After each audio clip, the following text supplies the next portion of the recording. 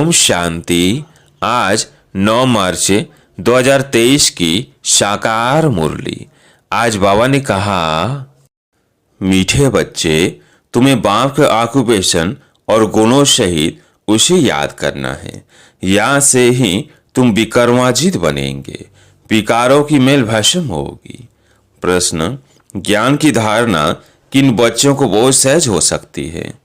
उत्तर है, जिनमें कोई भी पुराने उल्टे सुलटे संस्कार नहीं है, जिनकी बुद्धि यहाँ से शुद्ध होती जाती है, उन्हें ज्ञान की बहुत अच्छी धारणा होती है। दूसरा, पवित्र बुद्धि में ही अविनाशी ज्ञान रतन ठहरेंगे। तीसरा, भोजन बहुत शुद्ध हो, बाप को स्वीकार कराकर फिर खाने से भी ज्ञान की धारणा अच्छी होती है। ज्ञान को धारण करते करते तुम मुरलीधर बन जाते हो। गीत है, तुम्हारे बुलाने को जी चाहता है। ओम शांति। आत्मा परमात्मा को बुलाती है। सिर्फ आत्मा कहे तो कहेंगे आत्मा तो वाणी से परे है, इसलिए कहते हैं जीवात्मा परमात्मा को बुलाती है। भक्तों की बुद्धि परमात्मा के बारे में कहां कहां जाती है, कुछ भी मनुष्य समझते नहीं, क्योंकि वह समझते हैं परमात्मा सर्वव्यापी है, तो बुद्धि कहाँ जाए। सर्वव्यापी समझने के कारण कहेंगे सब भगवान के रूप है, बुलाते हैं, परंतु बुद्धि में लक्ष्य नहीं है। परम पिता परमात्मा तरफ बुद्धि जाती नहीं है। किसी भी जीवात्मा की बुद्धि में यह नहीं आता कि हम उस ज्योतिर्लिंगम को याद क्यों करते हैं, वो हमको क्या देते हैं जब उनको याद करते हैं। जो बहुत अच्छा देकर जाते हैं उनको याद किया जाता है, उनकी याद जिंदगी भर रहती है। कोई ने पाई पैसा दिया, वह तो लेन देन चलती ही है, परंतु समझो कोई गरीब है, उनको कोई मकान बनाकर देवे या उनकी कन्या को शादी कराने में कोई मदद करता है, तो सारी आयु उनकी याद रहेगी, उनके नाम रूप की याद रहेगी। फलाने ने हमको मकान बनाकर दिया। यहाँ भी तुम बच्चे समझते हो, बाप हमको विश्व का मालिक बनाते हैं। मनुष्यों को तो न आत्मा का न परमात्मा का ज्ञान है। आत्मा है सूक्ष्म ते सूक्ष्म, जिसका पता नहीं पड़ता, कब अंदर प्रवेश करती है फिर निकल जाती है। बहुत महीन बातें हैं, उनका साक्षात्कार भी दिव्य दृष्टि से ही देख सकते हैं। वह ब्रह्म कहते हैं, तो ब्रह्म का भी साक्षात्कार हो पड़ेगा। अखंड लाइट ही लाइट देखने में आएगी। ब्रह्म तत्व तो जरूर बड़ी रोशनी देखने में आएगी, परंतु परमात्मा कोई वो चीज तो नहीं है ना, जो मनुष्य समझ बैठे हैं। तुम बच्चों की भी बुद्धि में आगे लिंग रूप रहता था, अभी तो बुद्धि में है कि वह स्टार है। आत्मा का वही रूप है, दूसरी कोई चीज हो नहीं सकती। परमात्मा भी वही बिंदी रूप है। अब लक्ष्मी नारायण की इतनी महिमा है, उनमें क्या ब्यूटी है। आत्मा और शरीर दोनों शतो प्रधान पवित्र है, हर्षित मुख है, गोरे हैं। आत्मा तो बहुत सूक्ष्म चीज है ना। समझाया जाता है आत्मा मैली हो जाती है तो लाइट कम होती है। ये लाइट कम और जास्ती की बहुत महीन बात है। हम दीपक का मिसाल देते हैं, परंतु आत्मा उनसे भी छोटा सा स्टार है। साक्षात्कार होता है, देखा और गया। अब तुम बाप का सिमरण करते हो, बाप ने अपना रूप बताया है। तुम जानते हो शिव बाबा को याद करने से विकर्म विनाश होते हैं। भल और मनुष्य शिव को याद करते हैं, परंतु इस ज्ञान से याद नहीं करते। वो जानते ही नहीं, न जानने कारण विकर्म विनाश हो नहीं सकते। यह जानते ही नहीं कि हम योग लगाने से विकर्माजीत बनेंगे। अच्छा, फिर क्या होगा यह भी नहीं जानते। तुमको बाप समझाते हैं योग से तुम विकर्माजीत बनेंगे, 5 विकारों की मेल भस्म होगी। समझानी मिलने के बाद उस खुशी से याद करेंगे। वो यह नहीं जानते कि बाप को याद करने से विकर्म विनाश होंगे। अभी बाप नॉलेज देते हैं, बाकी मनुष्य तो है अंधश्रद्धा में, जिससे भक्ति मार्ग में अल्पकाल सुख मिलता है। अब उनको यहाँ बुलाते हैं। तुम जानते हो बुलाने की तो दरकार ही नहीं, जबकि परमात्मा को जानते ही नहीं, तो फिर बुलाते कैसे? जिसको याद किया जाता है उनके महत्व को, ऑक्यूपेशन को, गुणों को जानना चाहिए। परमात्मा की पहचान कोई के पास भी है नहीं, इसलिए जन्म जन्मांतर क्या क्या करते आए हैं कुछ भी समझ नहीं। अब बाप बैठ समझाते हैं।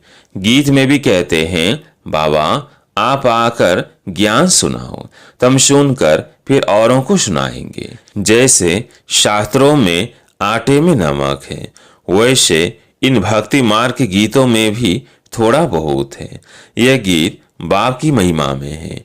बाप को बुलाते हैं कि आप आकर हमको सुनाओ, तब फिर औरों को सुनाएंगे। आकर हमको राजयोग सिखलाओ, फिर हम मुरलीधर बनेंगे।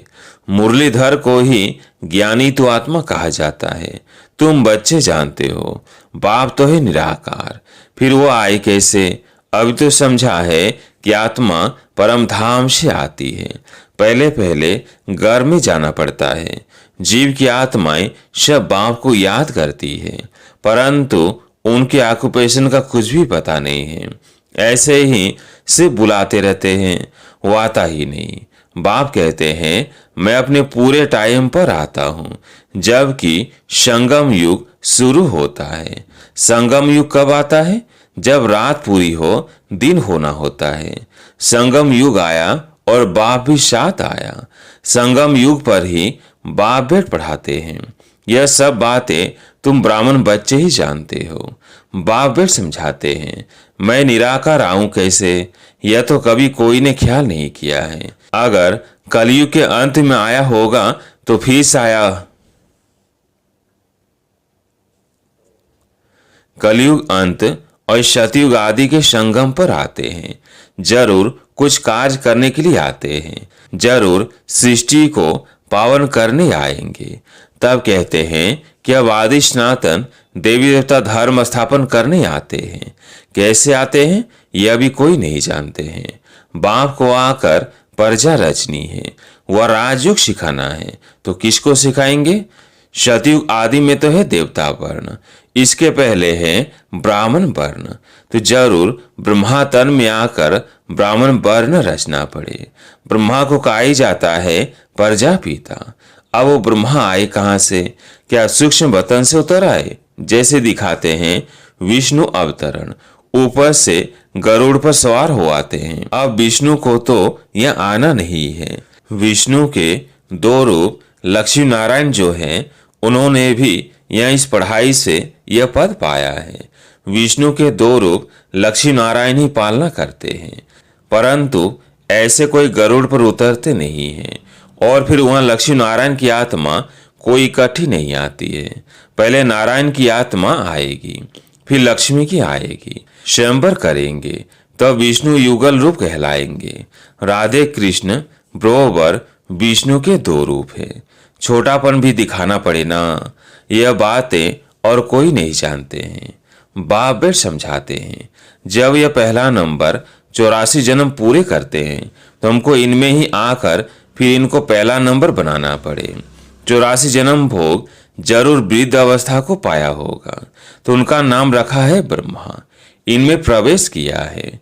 अब तुम बच्चे समझते हो मनुष्य सृष्टि कैसे और कब रचते हैं। इस बात का और कोई मनुष्य को ज्ञान हो न सके। मनुष्य जब कोई अच्छी नई चीज की इन्वेंशन निकालते हैं तो गवर्नमेंट के पास जाते हैं, फिर वो उसको वृद्धि में लाने में मदद करती है। यह भी ज्ञान ऐसे है। पहले पहले बाप आया, इसमें प्रवेश हुआ, इनमें बैठ ज्ञान दिया। पहले थोड़ा थोड़ा था, अब वृद्धि को पाता जाता है। कितनी गूढ़ तो गूढ़ बातें तुम सुन रहे हो। पहले हल्का ज्ञान था, अब गहरा मिलता जाता है, परंतु आत्मा में पुराने उल्टे सुलटे भक्ति के संस्कार जो है वो जब निकले तब ज्ञान की धारणा हो, योग हो, तब विकर्म विनाश होते जाए और बुद्धि शुद्ध होती जाए। पहले थोड़ा भी ज्ञान सुनने से कितना नशा चढ़ा और भागे, फिर कितने टूट भी पड़े। माया भी हैरान कर देती है। अब ब्रह्मा के बच्चे वो हो गए, ब्रह्मा कुमार और कुमारियां। यह पूरी रीति समझाना है, नहीं तो मनुष्य डरते हैं। अब बाप को तो जरूर ब्रह्मा का शरीर लेना पड़े, सो भी बड़ा चाहिए। छोटे बच्चे में प्रवेश करेंगे क्या? कहते हैं बहुत जन्मों के अंत के जन्म के अंत में आता हूँ। इसने बहुत शास्त्र पढ़े हैं, गुरु किए हैं, तो अनुभवी होगा ना। बाप कहते हैं मैं वानप्रस्थ अवस्था में आता हूँ, शास्त्र आदि पढ़े हैं, तब तो समझा सकते हैं। अब तुम बच्चे जानते हो कैसे बाबा आता है और आकर मनुष्य देवता बनाते हैं, अर्थात पुरानी दुनिया को नया बनाते हैं। तुमको अभी नया बना रहे हैं। इस पुराने तन में राजयोग सीख फिर सतयुगी नया शरीर जाकर लेंगे, फिर देवी देवता कहलाएंगे। वहां माया होती नहीं। यह तुम समझा सकते हो कि हम ब्रह्मा कुमार कुमारियां हैं। ब्रह्मा को प्रजापिता कहा जाता है। यह तो सब मानेंगे कि भगवान ने आदम बीवी यानी ब्रह्मा सरस्वती द्वारा रचना रची है। गीता में कहते हैं मैं राजाओं का राजा बनाता हूँ, शूद्र से ब्राह्मण बनाकर ज्ञान अमृत पिलाए, अशुद्ध से देवता बनाते हैं।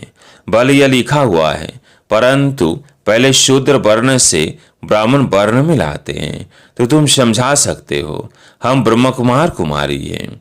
ब्रह्मा है प्रजापिता। वास्तव में ब्रह्मा की संतान तुम भी हो।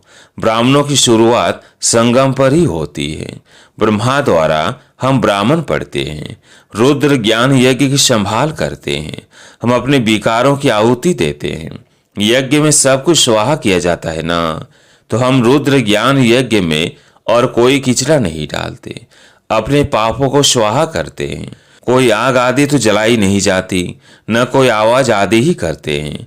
वो तो कितना आवाज करते हैं, स्वाहा स्वाहा।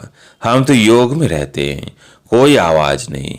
योग अग्नि से पाप भस्म हो जाते हैं। इस रुद्र ज्ञान यज्ञ में योग अग्नि से हम अपने 5 विकारों को स्वाहा करते हैं, तो पाप भस्म हो जाते हैं। ब्रह्मा की बेटी सरस्वती भी गाई हुई है, जिसको जगदम्बा कहते हैं। उनसे सब कामनाएं पूरी होती है। वो अम्बा फिर लक्ष्मी बनती है। बच्चों को पहुंच तो बहुत समझाई जाती है। धारणा भी होना, धारणा तब हो जब योग में रहे, फिर विकर्म विनाश हो। बुद्धि पवित्र नहीं होगी तो अविनाशी ज्ञान रतन ठहरेंगे नहीं। बच्चों को समझाया है कि पहले भोग लगाकर फिर खाया जाता है, क्योंकि उनका ही सब दिया हुआ है। तो फिर पहले उनको याद कर भोग लगाते हैं, आह्वान किया जाता है, फिर जैसे कि साथ में मिलकर खाते हैं। बाबा तो है संपूर्ण पवित्र, हमें जैसे भिलनिया हम याद करते हैं, तो क्या बाबा हमारे साथ बैठ खा सकता है? हम अपने को संपूर्ण पवित्र तो कह नहीं सकते, तो हम भिलनियों के साथ वो खाएंगे। फिर वासना ले लेते हैं। वासना लेना कोई खाना तो नहीं हुआ ना, खुशबू ले लेते हैं।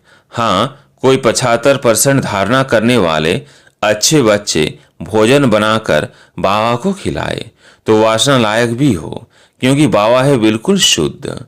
वो हम पतित के साथ खाए यह लौ नहीं कहता, वो वासना ले सकता होगा।